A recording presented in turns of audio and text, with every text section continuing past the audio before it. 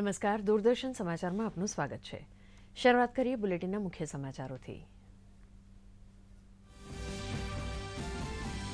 પ્રધાનમંત્રીએ port બ્લેરમાં video કોન્ફરન્સિંગના માધ્યમથી વીર સાવરકર આંતરરાષ્ટ્રીય એરપોર્ટના નવા ઇન્ટિગ્રેટેડ ટર્મિનલ ભવનનું કર્યું ઉદ્ઘાટન।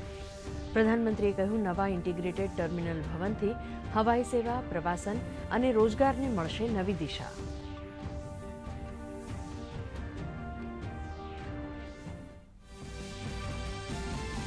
પ્રધાનમંત્રી નરેન્દ્ર મોદીએ વિપક્ષ પર કર્યા આકરા પ્રહારો। બેંગલુરુમાં ચાલતી બેઠકને ગણાવી કટ્ટર ભ્રષ્ટાચારીઓની બેઠક। કહ્યું, પરિવારવાદી પાર્ટીએ લોકો સાથે કર્યો અન્યાય।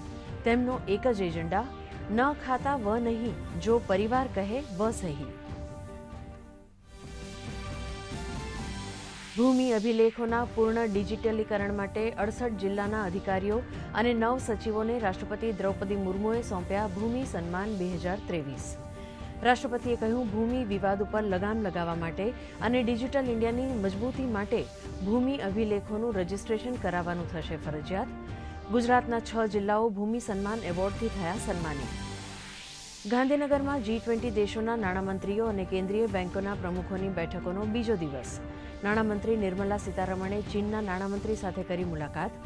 અર્થવ્યવસ્થા, સંયુક્ત વેપાર અને ઉદ્યોગો માટે શ્રેષ્ઠ વાતાવરણ મુદ્દે ચર્ચા।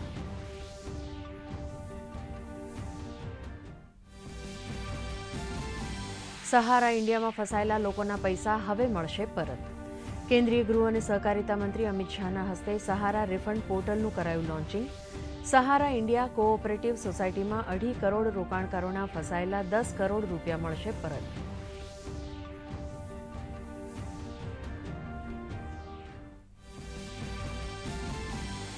નવી દિલ્હીમાં મળશે એનડીએની મહત્વની બેઠક। 38 સહયોગી પક્ષો થશે સામેલ। આગામી ચૂંટણી અંગે રણનીતિ ઘડવા ઉપરાંત વિપક્ષને ઘેરવા ઉપર થશે ચર્ચા।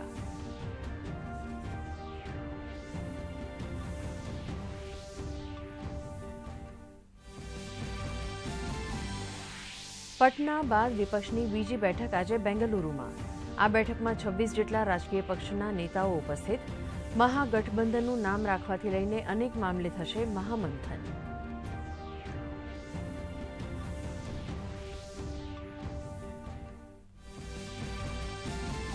દિલ્હીમાં ઘટ્યું યમુના નદીનું જળસ્તર, તો આસામના 17 જિલ્લાના 1 લાખથી વધુ લોકો પૂરથી પ્રભાવિત। ગુજરાતમાં સૌરાષ્ટ્ર અને દક્ષિણ ગુજરાતમાં ભારે વરસાદ। સુરત, મહીસાગર અને ગીર સોમનાથ જિલ્લાઓમાં વરસ્યો વરસાદ। રાજ્યમાં 21મી જુલાઈ સુધી ભારે વરસાદની આગાહી।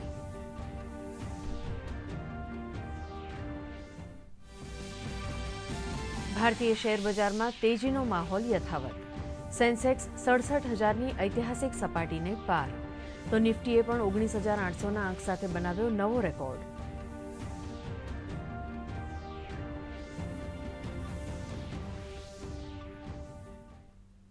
સમાચાર વિગતવાર। આજે પોર્ટ બ્લેરને આંતરરાષ્ટ્રીય એરપોર્ટના નવા ટર્મિનલની ભેટ મળી છે। પ્રધાનમંત્રી નરેન્દ્ર મોદીએ આજે પોર્ટ બ્લેરમાં વીર સાવરકર આંતરરાષ્ટ્રીય એરપોર્ટના નવા ટર્મિનલનું વિડીયો કોન્ફરન્સિંગના માધ્યમથી ઉદ્ઘાટન કર્યું હતું। હવે અહીં પ્રવાસન ક્ષેત્રને વધુ વેગ મળશે। જોઈએ એક અહેવાલ। બ્લેરમાં 710 કરોડ રૂપિયાના ખર્ચે તૈયાર થયેલા વીર સાવરકર આંતરરાષ્ટ્રીય એરપોર્ટના નવા ટર્મિનલનું પ્રધાનમંત્રી નરેન્દ્ર મોદીએ ઉદ્ઘાટન કર્યું છે। 40,800 વર્ગમીટર ક્ષેત્રમાં તૈયાર થયેલા આ એરપોર્ટ પરથી દર વર્ષે હવે 50 લાખ યાત્રીઓની અવરજવર થઈ શકશે। સાથે જ અહીં એકસાથે 10 વિમાન ઊભા રાખવાની પણ વ્યવસ્થા હશે। આ પ્રસંગે પ્રધાનમંત્રીએ વર્ચ્યુઅલી સંબોધન કરતા જણાવ્યું કે ઘણા લાંબા સમયની લોકોની માંગણી પૂરી થઈ છે। कुछ दलों की स्वार्थ भरी राजनीति के कारण विकास का लाभ देश के दूर दराज वाले इलाकों तक पहुंचा ही नहीं। ये दल उन्हीं कामों को प्राथमिकता देते थे जिसमें इनका खुद का भला हो, इनके परिवार का भला हो। नतीजा ये हुआ कि जो हमारे आदिवासी क्षेत्र हैं, जो हमारे आइलैंड्स हैं, वहां की जनता विकास से वंचित रही, विकास के लिए तरसती रही। સાથે જ પ્રધાનમંત્રીએ જણાવ્યું હતું કે સબકા વિકાસનો અર્થ છે જીવનના દરેક પહેલુંનો વિકાસ. તેનો અર્થ વ્યાપક છે, સર્વસ્પર્શી છે અને સમાવેશી છે.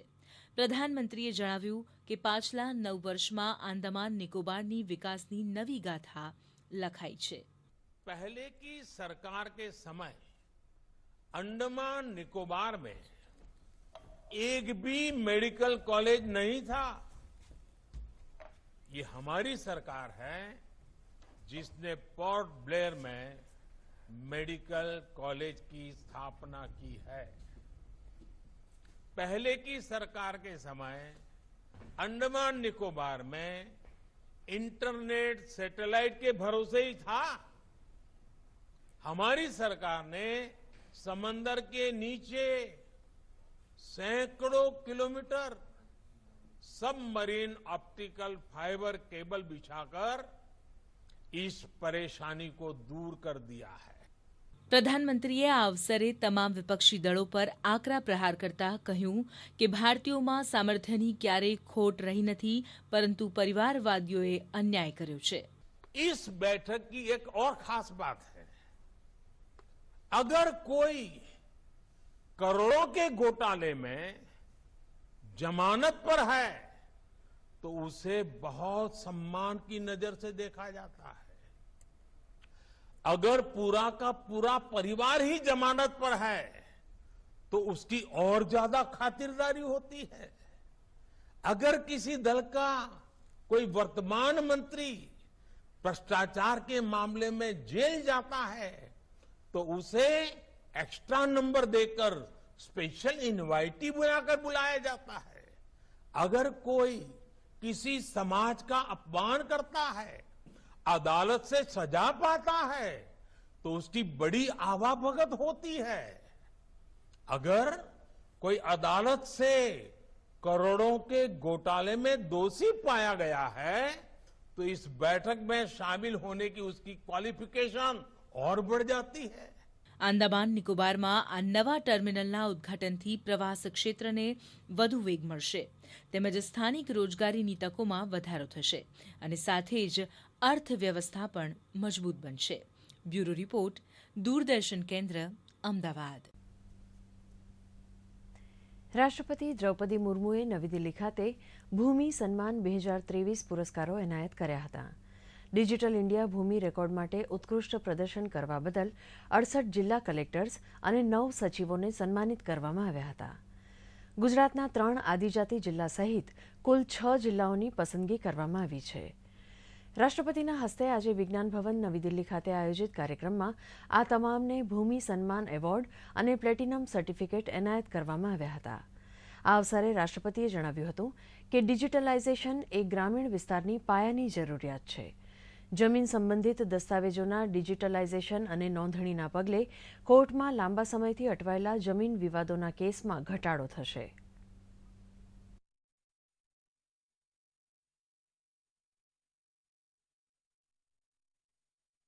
मैं आशा करती हूं कि इस सम्मान समारोह से अन्य राज्यों से अधिकारियों को और अधिक लगन के साथ कार्य करने की प्रेरणा मिलेगी तथा राजस्व प्रशासन के क्षेत्र में विश्व प्रसिद्ध यह स्पर्धा बढ़ेगी. भूमि सम्मान का ये उत्सव हमारे देश के कोऑपरेटिव और कॉम्पिटिटिव फेडरलिज्म की सफलता का उत्सव भी है.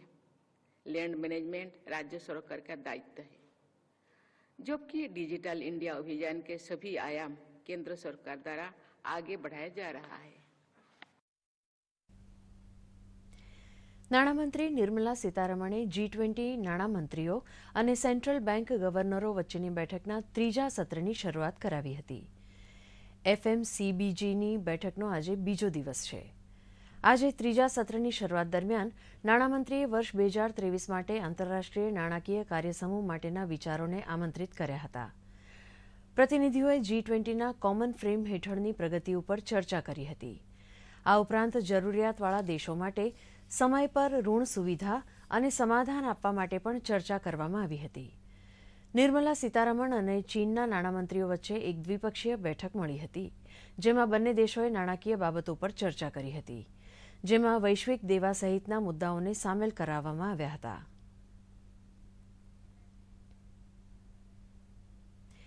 કેન્દ્રીય મત્સ્ય ઉદ્યોગ, પશુપાલન અને ડેરી મંત્રી પરસોત્તમ રૂપાલાએ આણંદમાં પશુધન અંગેના આંતરરાષ્ટ્રીય સેમિનારને ખુલ્લો મૂક્યો છે.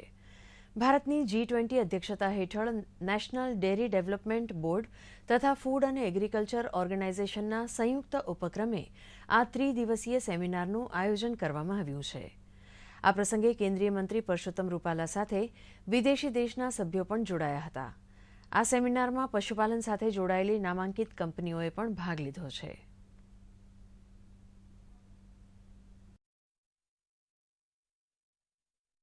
આપણો દેશ G20ની અધ્યક્ષતા કરી રહ્યો છે. આદરણીય પ્રધાનમંત્રીશ્રીના નેતૃત્વમાં વિશ્વના પ્રમુખ રાષ્ટ્રના વડાઓ આપણે ત્યાં મહેમાન છે. એ G20 કાર્યક્રમના એક ભાગરૂપે આજે અહીંયા FAO અને NDDBના માધ્યમથી આ કાર્યક્રમનું આયોજન થયું છે, જેમાં 13થી વધારે દેશના પ્રતિનિધિઓએ ભાગ લીધો છે. ખાસ કરીને ડેરી, પશુપાલન અને ગ્રામીણ ઉદ્યોગને લગતા વિષયો પર અહીંયા 3 દિવસનો મનોમંથનનો કાર્યક્રમ છે, જેમાં રાષ્ટ્રીય અને આંતરરાષ્ટ્રીય સ્તરના જાણકાર લોકો ભાગ લેવાના છે. કેન્દ્રીય ગૃહ અને સહકારિતા મંત્રી અમિત શાહે નવી દિલ્હી ખાતેથી CRCS સહારા રિફંડ પોર્ટલ લોન્ચ કર્યું છે. આ પોર્ટલ મારફતે સહારાના રોકાણકારો પોતાના રૂપિયા પાછા મેળવી શકશે. આ પ્રસંગે કેન્દ્રીય મંત્રી અમિત શાહે જણાવ્યું હતું કે સુપ્રીમ કોર્ટના નિવૃત્ત ન્યાયાધીશ લોકોની મુશ્કેલીને સમજીને પરિશ્રમ કરે છે, તે આપણા માટે સકારાત્મક બાબત છે. કેન્દ્રીય સહકારિતા મંત્રીએ વધુમાં જણાવ્યું હતું કે 1,07,00,000 રોકાણકારોને તેમની સંપૂર્ણ રકમ પરત મળી જશે. કુલ 4 કરોડ રોકાણકારો છે, જેમને પ્રથમ 10,000 રૂપિયાની રકમ પરત મળશે. મંત્રીએ ઉમેર્યું કે આ ફક્ત શરૂઆત છે. સારા રોકાણકારોને ક્યાંય પણ મુશ્કેલી ઊભી થશે નહીં.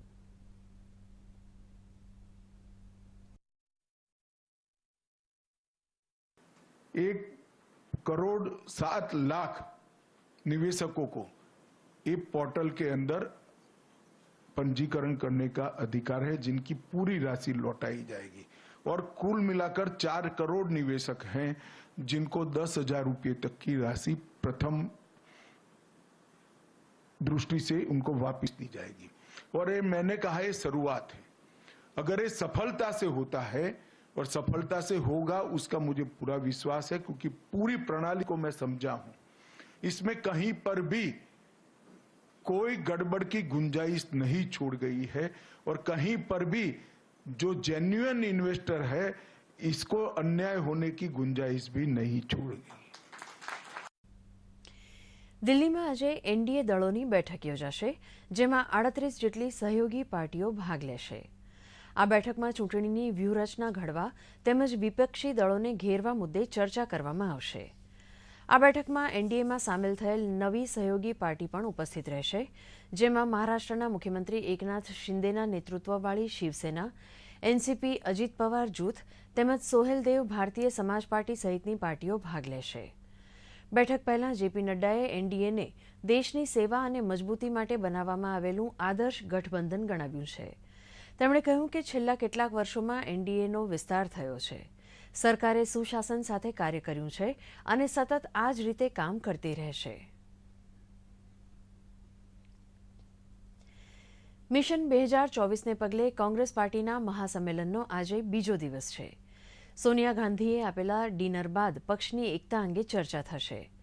આ પહેલા 23મી જૂને પટણામાં 15 વિપક્ષી પાર્ટીઓની બેઠક યોજાઈ હતી, જેમાં ચૂંટણીની વ્યૂહરચના ઘડવાનું મંથન કરવામાં આવ્યું હતું.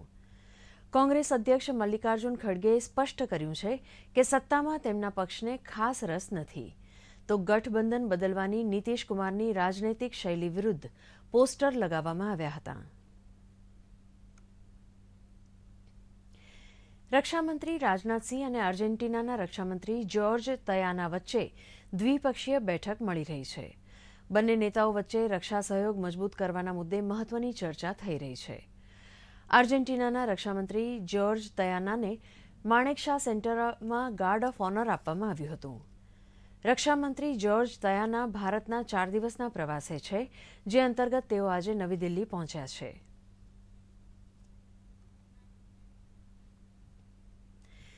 ભારતીય શેર બજારે આજે ફરી એકવાર ઇતિહાસ રચ્યો છે.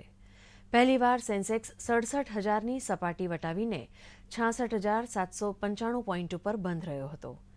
આજે Asian Paints, HCL Tech, Reliance, NTPC, ICICI bank, ITC, TCS તથા મહિન્દ્રા અને મહિન્દ્રાના શેર્સ ગ્રીન ઝોનમાં રહ્યા હતા, જ્યારે Bharti Airtel, HDFC, Axis Bank, Tata Steel, IndusInd Bank અને મારુતિના શેર્સ રેડ ઝોનમાં રહ્યા હતા. નેશનલ સ્ટોક એક્સચેન્જના નિફ્ટીએ પણ 19,800ની સપાટી વટાવીને નવો રેકોર્ડ બનાવ્યો હતો. નિફ્ટી 19,749 પોઈન્ટ ઉપર બંધ રહ્યો હતો.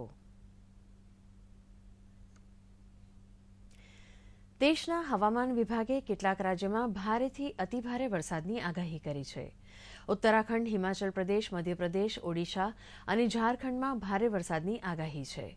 ઉત્તરી ઓડિશા, પશ્ચિમ બંગાળ અને ઝારખંડના તટીય વિસ્તારોમાં પણ ભારે વરસાદની શક્યતા છે. દિલ્હીમાં યમુના નદીનું જળસ્તર ઘટ્યું છે, પરંતુ યમુના નદી હજી પણ ખતરાના નિશાનથી ઉપર વહી રહી છે. તેલંગાણાના કેટલાક વિસ્તારોમાં હવામાન વિભાગની આગાહી વચ્ચે ભારે વરસાદ વરસ્યો હતો.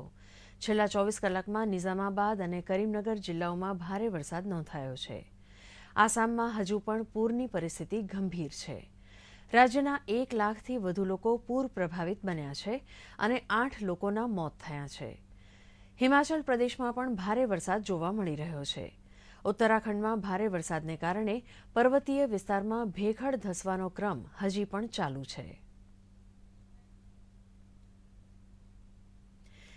રાજ્યમાં દક્ષિણ ગુજરાત અને સૌરાષ્ટ્રમાં વરસાદી માહોલ જામ્યો છે. મહીસાગર જિલ્લાના વડામથક લુણાવાડામાં અસહ્ય ઉકળાટ બાદ વાતાવરણમાં અચાનક પલટો આવ્યો હતો અને માત્ર પોણા કલાકમાં 1.5 ઇંચ વરસાદ વરસી ગયો હતો.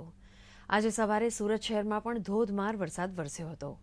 2 કલાકમાં 3 ઇંચ વરસાદ વરસતા ઠેર ઠેર પાણી ભરાઈ ગયા હતા. સવારે 6 વાગ્યાથી 12 વાગ્યા સુધીમાં ગીર સોમનાથ જિલ્લાના કોડીનારમાં 3.25 ઇંચ અને વેરાવળ તથા સૂત્રાપાડામાં 2 ઇંચ વરસાદ વરસ્યો હતો, જ્યારે તાલાલામાં 1.5 ઇંચ વરસાદ ખાબક્યો હતો. છેલ્લા 24 કલાકમાં રાજ્યના 67 તાલુકાઓમાં 1.5થી 3 ઇંચ સુધી વરસાદ વરસ્યો હતો. હવામાન વિભાગે આગાહી કરી છે કે દક્ષિણ ગુજરાત અને સૌરાષ્ટ્રના દરિયાકાંઠાના કેટલાક વિસ્તારોમાં 21મી જુલાઈ સુધી ભારેથી અતિભારે વરસાદ પડવાની સંભાવના છે.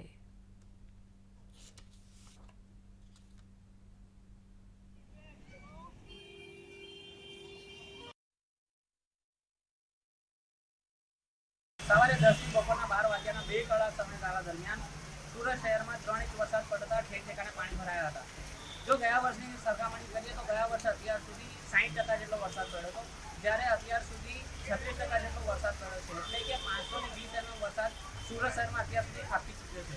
સમગ્ર મહીસાગર જિલ્લામાં છેલ્લા 2 દિવસથી ઉકળાટવાળું વાતાવરણ હતું અને એવા સમયે જિલ્લાના વડામથક લુણાવાડામાં 1:30 વાગ્યાથી 2:15 વાગ્યા સુધીમાં 1.5 ઇંચ જેટલો મુસળધાર વરસાદ ખાબક્યો છે. આ વરસાદ ખાબકવાને કારણે હાઈવે ઉપર પાણી ફરી વળ્યા હતા, જેને કારણે અવન જવન કરતા વાહન ચાલકોને પારાવાર મુશ્કેલીનો સામનો કરવો પડ્યો. તો બીજી તરફ જિલ્લાના વડામથક લુણામાં આવેલી ડોક્ટર પોલ સ્કૂલના કમ્પાઉન્ડમાં પણ પાણી ફરી વળ્યા હતા. જોકે રાહતની વાત એ છે કે વરસાદે વિરામ લેતા આ પાણી ઓસરી ચૂક્યા છે. Viren Joshi, DD news, Mahisagar. ગાંધીનગર રાજભવન ખાતે પ્રાકૃતિક કૃષિ વિષય ઉપર પરિસંવાદ યોજાયો હતો.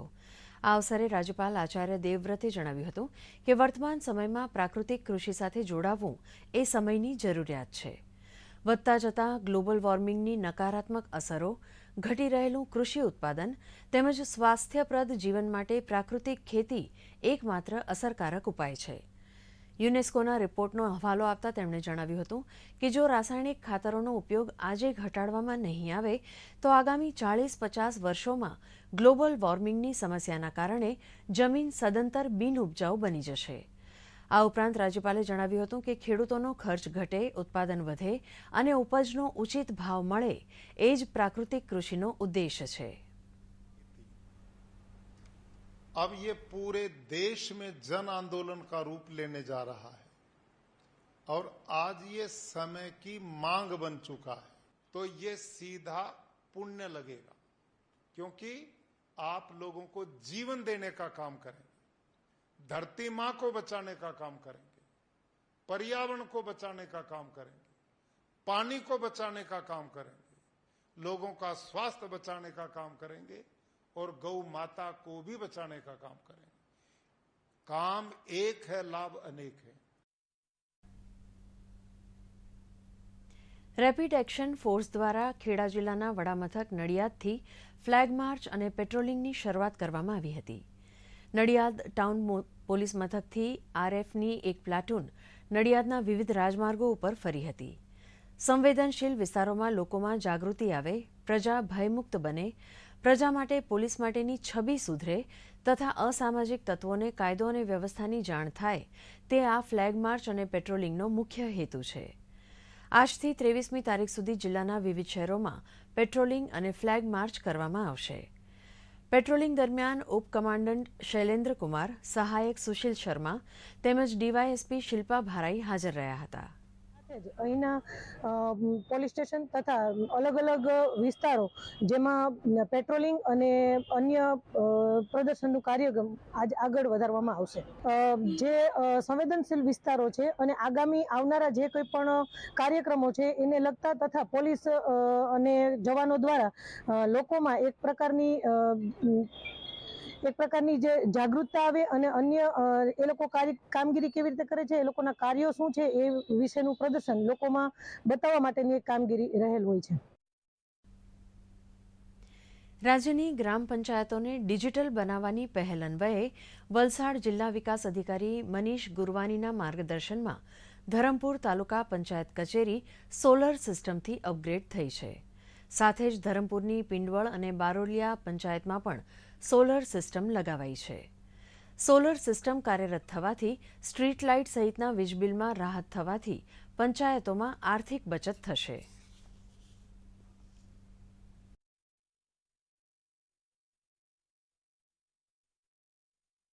ધરમપુર તાલુકાની 63 પંચાયત કેશલેસ બનાવવામાં આવી છે. હવે QR કોડથી ગ્રામજનો મકાન સહિત અન્ય વેરાઓ ભરી શકશે.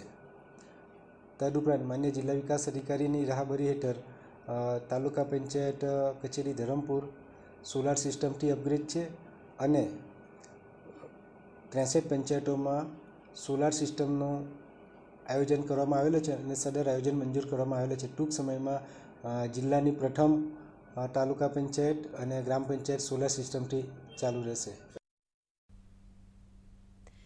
નર્મદા જિલ્લાના રાજપીપળાની સામાજિક સંસ્થા અન્નપૂર્ણા સેવા ફાઉન્ડેશન દ્વારા આજથી નિરાધાર અને જરૂરિયાતમંદોને વિનામૂલ્યે ભોજન આપવાની શરૂઆત કરવામાં આવી છે.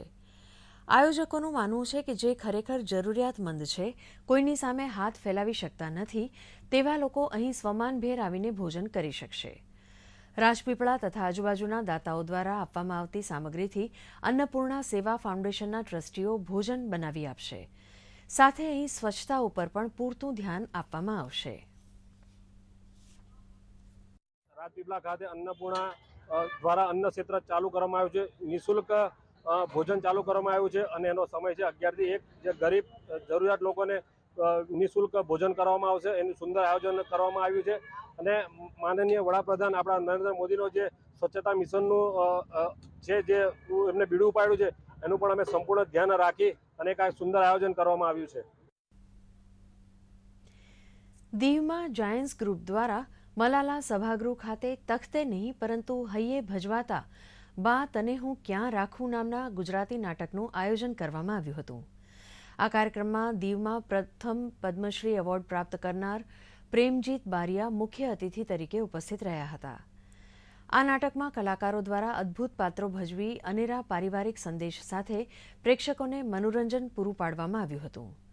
આ નાટકને દીવ તેમજ આસપાસના વિસ્તારોના નાગરિકોએ ખૂબ જ આનંદપૂર્વક નિહાળ્યું હતું તેમજ તેમાંથી જીવન ઉપયોગી બોધપાઠ પણ મેળવ્યો હતો. એક ખાસ હેતુ એ જ છે કે લોકોમાં સેવાની સાથે મનોરંજન આપવું અને સારો મેસેજ આપવો, જેમાં જાયન્ટ્સ ગ્રુપ ઓફ દીવના તમામ પૂર્વ પ્રમુખ અને બધા મેમ્બરો તેમજ હોદ્દેદારોનો પૂરો સાથ સહકાર અમને મળેલ હતો અને અમને આ પ્રોજેક્ટ સફળ થયો એનો અમને ગર્વ છે. આ જે કંઈ અમે ડ્રામા અત્યાર સુધી કરતા આવ્યા છે અને કરીએ છીએ અને કરીશું તો એ શક્ય છે અમારી ટીમવર્ક. અમારી ટીમવર્ક એટલું સારું છે કે અમારી સાથે ઓલવેઝ એની ટાઈમ જોડે જ હોય છે. દીવનું ઓડિયન્સ ખૂબ જ એન્જોય કરે છે. એ અમે આ સેકન્ડ ટાઈમ અનુભવ્યું છે. આજથી પવિત્ર અધિક શ્રાવણ માસની શરૂઆત થઈ છે. 1 મહિના સુધી ભક્તો ભગવાનની આરાધના કરશે અને ભક્તિમય માહોલમાં દિવસભર ભજન કીર્તન કરશે. રાજકોટ શહેરમાં મહિલાઓને ગૌરમાની પૂજા કરી ભગવાનની આરાધના કરી હતી.